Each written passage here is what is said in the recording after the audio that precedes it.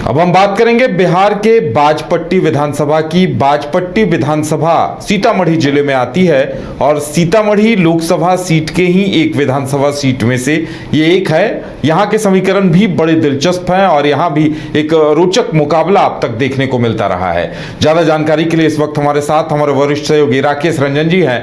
राकेश रंजन जी, बाजपट्टी विधानसभा के समीकरणों को इस बार आप किस तरह से देख रहे हैं और जो पिछला इतिहास रहा है उसका कितना असर दिखेगा इस बार यहाँ? देखिए, बाजपट्टी विधानसभा क्षेत्र इस बार रोचक होने जा रहा है और रोमांचक भी। ये जो बाजपट्टी में अगर हम बात करें तो ये बिहार में आरजेडी और एआईएमआईएम में जो कुट्टी हुई है उसका असर आपको इस विधानसभा क्षेत्र में देखने को मिल सकता है। और वजह इसकी ये है कि बाजपट्टी जो है वो मुस्लिम बहुल विधानसभा क्षेत्र है और दिलचस्प ये है, नई विधानसभा क्षेत्र है, नए परिसीमन 2008-9 के बाद इसका गठन हुआ है और यहाँ अभी 3 ही चुनाव हुए हैं। लेकिन इन 3 चुनावों में आप देखते हैं कि कोई भी मुस्लिम विधायक यहाँ से नहीं बना है। और जब आप 2020 के चुनाव को देखिएगा तो जो 2 प्रमुख गठबंधन यहाँ चुनाव लड़ रहे थे उनमें से किसी ने मुस्लिम प्रत्याशी भी नहीं दिया था और यही एआईएमआईएम अपने लिए अवसर देख रही है।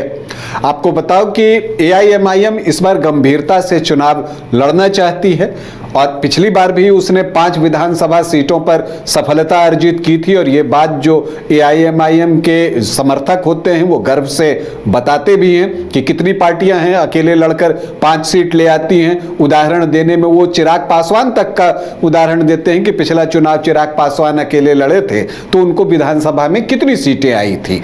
तो ये चीजें कहते हुए वो सुनते हैं। ये बातें राणा रंजीत ने भी कही, एआईएमआईएम के ढाका से प्रत्याशी हैं। पिछले दिनों बाजपट्टी में भी उन्होंने कार्यकर्ता सम्मेलन किया, कई सवालों के उन्होंने यहाँ पर जवाब दिए। बी टीम सी टीम पर भी उन्होंने जवाब दिया और उन्होंने ये कहा कि अगर बी टीम और सी टीम अगर आप बीजेपी का हमें कहते हैं तो फिर हमें महागठबंधन में क्यों नहीं लिया? हमने तो आपको विकल्प दिया था, ऑप्शन दिया था, हमने आवेदन दिया था, लेकिन आपने हमें महागठबंधन में शामिल नहीं किया। और इसके बाद जो वो लाइन कहते हैं वो महत्वपूर्ण है कि जब इस विधानसभा चुनाव में आरजेडी के कैंडिडेट मुस्लिम बहुल इलाकों में जाएंगे वोट मांगने तो लोग उनसे ये सवाल करेंगे कि आपने एआईएमआईएम को क्यों अपने गठबंधन में शामिल नहीं किया। तो आपको एक स्ट्रैटेजी दिखेगी यहाँ पर। जो एआईएमआईएम है, असदुद्दीन ओवैसी आते हैं, वो एक टोन सेट करके जाते हैं। जो अख्तरुल ईमान है वो लगातार सीमांचल में मेहनत कर रहे हैं और इस तरफ आप देखें तो राणा रंजीत के रूप में उनके पास एक चेहरा है जिसके जरिए वो प्रयास कर रहे हैं। अब सीटें कितनी आएंगी उनको ये तो वक्त बताएगा, लेकिन कई सीटों पर वो पार्टियों को डेंट मार सकते हैं, इससे आप इनकार नहीं कर सकते। देखिए, हम वापस बाजपट्टी विधानसभा क्षेत्र पर आते हैं। हम इनके संभावित उम्मीदवारों की भी चर्चा करेंगे और तब एआईएमआईएम से कौन से संभावित उम्मीदवार हैं ये भी बताएंगे। जेडीयू आरजेडी से कौन कौन से संभावित उम्मीदवार हैं सभी की चर्चा हम करेंगे। लेकिन पहले आपको बता दें कि ये जो नया विधानसभा क्षेत्र बना 2008-9 परिसीमन के बाद, दरअसल बाजपट्टी विधानसभा क्षेत्र जो है सीतामढ़ी और पुपरी विधानसभा के कुछ भागों को काटकर बनाया गया और जब बाजपट्टी विधानसभा क्षेत्र का गठन हुआ तो पुपरी विधानसभा का जो अस्तित्व है वो समाप्त कर दिया गया। अब अगर आप यहां पर देखें तो बाजपट्टी, बोखरा प्रखंड और नानपुर प्रखंड की कई ग्राम पंचायतें इस विधानसभा क्षेत्र के अंतर्गत आती हैं। जो यहां 3 चुनाव हुए हैं उसमें जेडीयू को 2 बार कामयाबी मिली है और एक बार जो है आरजेडी का लालटेन भी बाजपट्टी में जला है। खास बात यह है कि इन 3 चुनावों में 2 बार जो है महिला प्रत्याशी चुनाव जीतने में कामयाब हुई हैं। तो हम 2010 से शुरू करते हैं। जेडीयू की तरफ से डॉक्टर रंजू गीता चुनावी मैदान में थी, उनके सामने आरजेडी से मोहम्मद अनवरुल हक थे और दोनों के बीच एक कांटे का मुकाबला होता है। 44,726 वोट आते हैं डॉक्टर रंजू गीता को, 38.52% और मोहम्मद अनवरुल हक जो कि आरजेडी के प्रत्याशी थे, उनको आते हैं 41,306 वोट, 35.58% वोट। और रविंद्र कुमार शाही निर्दलीय चुनाव लड़ रहे होते हैं, उनको आते हैं 10,428 वोट, मतलब 9% वोट। तो एक ट्रायंगुलर फाइट होती है जिसमें कि डॉक्टर रंजू गीता जो है वो 3,420 वोटों से चुनाव जीत जाती हैं। 2015 में तो खैर महागठबंधन बन चुका था, आरजेडी जेडीयू कांग्रेस साथ में थे, तो अब जेडीयू को ये सीट लड़ने के लिए मिली तो पूरी परिस्थिति उसके मुफीद थी, उसको सपोर्ट कर रही थी और परिणाम भी वैसा ही आया और इसलिए जीत भी बड़ी आई। डॉक्टर रंजू गीता को 2015 में 67,194 वोट आए, 43.3% वोट।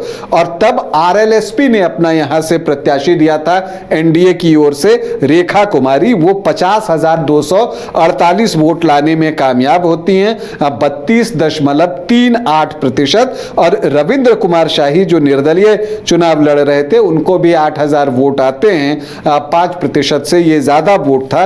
तो फिर से एक ट्रायंगुलर फाइट होती है जिसमें डॉक्टर रंजू गीता 43.3% वोट लाकर 16,946 वोटों से चुनाव जीत जाती हैं।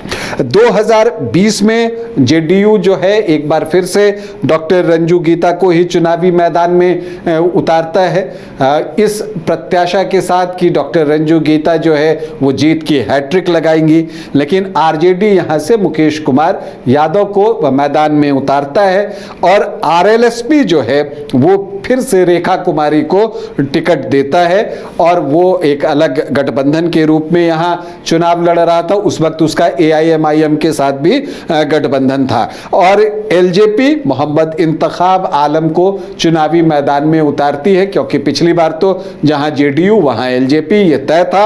और यहां पर आप देखेंगे कि जो हार जीत का मार्जिन है वो एलजेपी के लाए वोटों से कम है। तो आप क्या देखते हैं, डॉक्टर रंजू गीता को 68,779 वोट आते हैं, 38.7%। और मुकेश कुमार यादव जो आरजेडी प्रत्याशी थे, उनको आ जाते हैं 71,483 वोट, मतलब 40.2%। रेखा कुमारी जो कि आरएलएसपी की प्रत्याशी थी, 11,267 वोट लाने में कामयाब होती हैं, 6.3%। और एलजेपी के प्रत्याशी मोहम्मद इंतखाब आलम जो है वो 6,183 वोट लाते हैं, मतलब 3.5% वोट।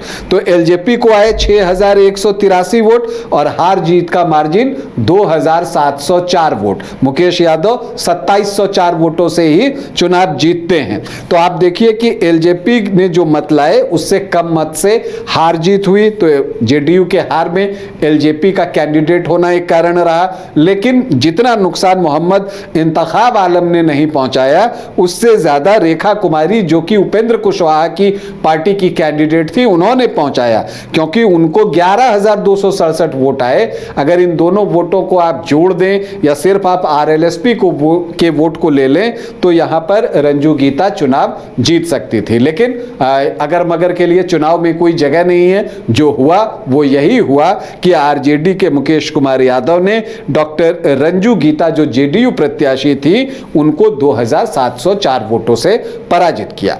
लेकिन अब इस बार टिकट किनको मिलेगा, संभावित उम्मीदवार कौन हो सकते हैं, दावा कौन कौन ठोक रहे हैं? तो देखिए, जेडीयू से अगर आप देखेंगे तो डॉक्टर रंजू गीता का दावा फिर से मजबूत दिख रहा है। वो जनसंपर्क कर रही हैं, लोगों से मिल रही हैं, तो ऐसा लगता है कि जेडीयू से टिकट उन्हीं को मिलेगा। हालांकि कुछ और नामों की हम चर्चा करें तो राम कुमार शर्मा हैं, इसके अलावा इकरा खान की भी चर्चा बीच में होती है, चूंकि मुस्लिम बहुल इलाका है।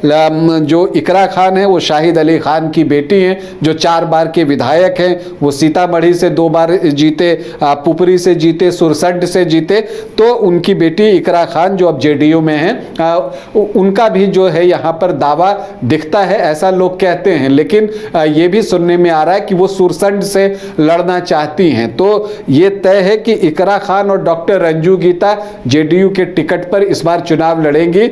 अब कौन बाजपट्टी से लड़ेगा, कौन सुरसंड से लड़ेगा, ये आने वाला वक्त हमें बता देगा। अगर आरजेडी से से बात करें तो विनिंग कैंडिडेट मुकेश कुमार यादव, उनका दावा तो मजबूत जो है वो है ही, लेकिन इस बार जो मुस्लिम सपोर्टर्स हैं आरजेडी के, वो ये बातें खुलकर कह रहे हैं कि ये मुस्लिम बहुल इलाका है तो आप मुस्लिम कैंडिडेट दीजिए, और इसकी डिमांड हो रही है। और इसी वजह से कुछ मुस्लिम प्रत्याशियों के नाम भी सामने आ रहे हैं, जिसमें शहाबुद्दीन खान का नाम सबसे आगे है। इसके अलावा शादाब खान की भी चर्चा हो रही है। तो अब देखना ये दिलचस्प होगा कि MY जिसमें M ज्यादा है, आरजेडी वहां से प्रत्याशी देता है या फिर वो Y से ही प्रत्याशी देता है मुकेश कुमार यादव को। लेकिन यहां पर AIMIM खेल कर सकता है, क्योंकि अगर आरजेडी ने मुस्लिम प्रत्याशी नहीं दिया तो AIMIM मुस्लिम प्रत्याशी उतार देगा।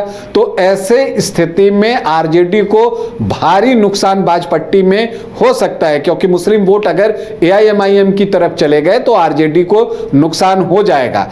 और अगर आरजेडी यहां पर आपको मुस्लिम कैंडिडेट देता है, तब क्या होगा कि चूंकि डॉक्टर रंजू गीता भी यादव जाति से आती हैं, मुकेश यादव भी यादव जाति से हैं, तो जब दोनों लड़ते हैं तो ज्यादा हिस्सा मुकेश यादव को मिलता है। लेकिन जब मुस्लिम कैंडिडेट होगा तो वैसी परिस्थिति में यादव वोटर्स जो है वो डॉक्टर रंजू गीता की तरफ शिफ्ट हो सकते हैं, जेडीयू की तरफ जा सकते हैं। तो एक उहापोह की स्थिति अगर आप देखिए तो आरजेडी के लिए भी है कि वो किस ये से प्रत्याशी चुने, यादव प्रत्याशी दे या मुस्लिम प्रत्याशी दे। तो ये आने वाला वक्त हमें बताएगा।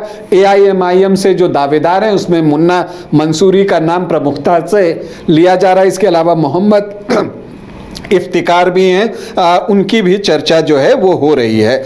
अब अगर हम यहाँ के जातीय समीकरण की तरफ बढ़ें कि क्या कुछ है, तो जो यहाँ पर अनुसूचित जाति के वोटर्स हैं वो 9.1% है, जिसमें पासवान वोटर्स की संख्या ज़्यादा है। और यहाँ पर जो NDA है उसको उम्मीद होगी कि चिराग पासवान की वजह से वो वोट उनकी तरफ आएगा। जो मुस्लिम वोटर्स हैं वो 30.6% हैं, तो ये भारी संख्या है। और जो यादव हैं वो 10 से 11% हैं। तो ये जो MY बनता है वो लगभग 41-42% का बन जाता है। तो ये एक आपको बहुत मजबूती प्रदान करता है। लेकिन चूंकि रंजू गीता भी यादव जाति से ही आती हैं तो कुछ वोट उनको भी पिछली बार गए होंगे। राजपूत वोटर्स यहाँ 1.5 से 2% है, भूमिहार 6.5 से 7% हैं, ब्राह्मण भी 7 से 8% हैं। तो 15 से 16% जो है वो सामान्य जाति के वोट हैं। यहां पर अगर आप धानुक जाति की बात करें तो 3.5 से 4% वोट आपको उनके दिखेंगे। सिर्फ मंडल सरनेम 3.6% लोगों का है। कोयरी जो है वो 5 से 5.5%, कुर्मी भी 2.5 से 3%। तो ये जो KKD बनता है कोयरी, कुर्मी और धानुक का ब्लॉक, वो 11 से 13% के आसपास है। और वैश्य भी यहां पर अच्छी संख्या में है, 5 से 6% तो कम से कम होंगे ही, इससे ज्यादा भी हो सकते हैं। तो एक NDA का जो आपको चंक बनता है वो 32-33% का बनता है, और जो MY का बनता है वो 40-42% का बनता है। मल्लाह भी यहां पर 4.5 से 5%, 5.5% के आसपास हैं।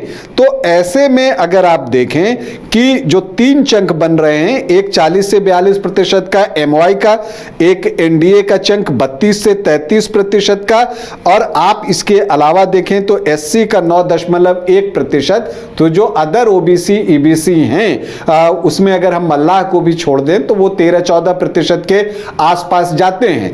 तो वो वोटर्स, SC वोटर्स जो है वो तय करेंगे। तो अगर चूंकि मुस्लिम बहुल इलाका है तो कई बार पोलराइजेशन भी होता है, और पोलराइजेशन की वजह से भी वोट जो है वो NDA की तरफ शिफ्ट हो सकता है। तो बाजपट्टी में इस बार अगर AIMIM की एंट्री होती है तो यहां का चुनाव बहुत ही रोचक होगा, क्योंकि फाइट ट्रायंगुलर हो जाएगी और उसमें बाजी किसके हाथ लगेगी फिलवक्त कहना मुश्किल है।